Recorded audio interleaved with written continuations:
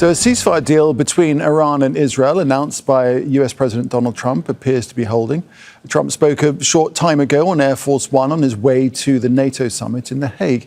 He told reporters that he's not seeking a regime change in Iran. Tired of it. I think they don't want it to happen again. And Iran's not going to have a nuclear weapon, by the way. I think it's the last thing on their mind right now. Mr. President, did Iran make any commitments yesterday about uranium enrichment? About what? About uranium enrichment. They're not going to have enrichment, and they're not going to have a nuclear weapon, and they know that. They're going to get on to being a great trading nation. You know, they're very good traders. And they're going to be a great trading nation, and they have a lot of oil. They're going to do well. They're not going to have a nuclear weapon. So did they The promise? last thing on Iran's mind right now is nuclear weapons. Can you clarify what you meant when you mentioned regime change in your Truth Social post the other night? Which? Regime change? Do you want to see regime change in Iran? No. If there was, there was. But no, I don't want it. I'd like to see everything calm down as quickly as possible. Regime change takes chaos. And ideally, we don't want to see so much chaos. So we'll see how it does.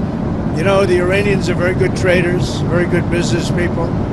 And they got a lot of oil. They should be fine. They should be able to rebuild and do a good job. They're never going to have nuclear, but other than that, they should do a great job, which is exactly where I've been saying for years. You cannot let Iran have a nuclear weapon.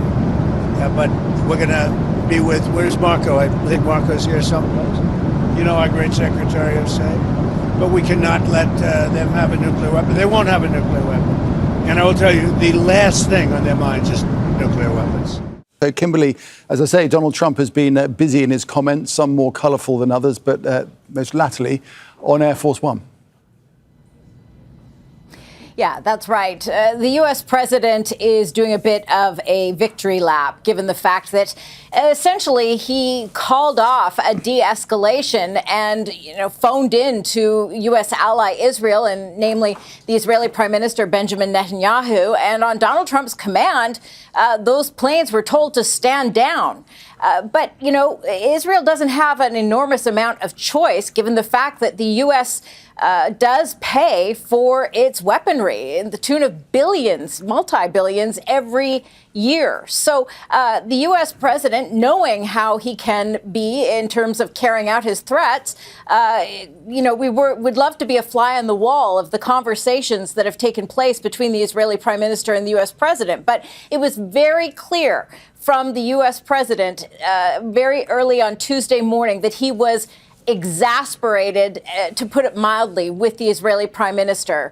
And the fact is that he believes that Iran, in error, fired the few missiles and may have even have done it unintentionally. And the response by Israel was so over the top that it threatened to take apart the fragile peace that seemed to be assembled. So the U.S. president was livid. He made clear with profanity-laced language to reporters, and now is speaking to reporters again on Air Force One, essentially saying, look, this is because of my call. They listened to what I had to say. And he posted on Truth Social. He said in all caps, Israel, do not drop those bombs. His message is very clear. Listen to me, or it's going to cost you.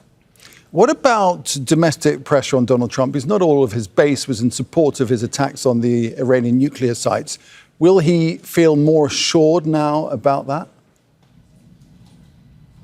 It appears so. It appears, remember, Republicans control both the House of Representatives and the U.S. Senate currently. And so it appears that while there is still criticism that the U.S. president has exceeded his presidential authority by Democrats who are the opposition, Republicans seem to be falling in line as a result of these developments, which wasn't necessarily the case about 48 hours ago. But given the fact that Donald Trump has been able to, along with, of course, Qatar and other players, bring about this very shaky, fragile ceasefire, the efforts to try and limit the the president's power through resolutions on Capitol Hill, war powers resolutions, have been tamped down for now. In fact, Speaker Johnson has said that they will not be taken up. So this may die down now in terms of the major criticism of the president. I can tell you also very quickly that the reaction in the markets, the fact that oil prices have fallen worldwide, share markets have risen,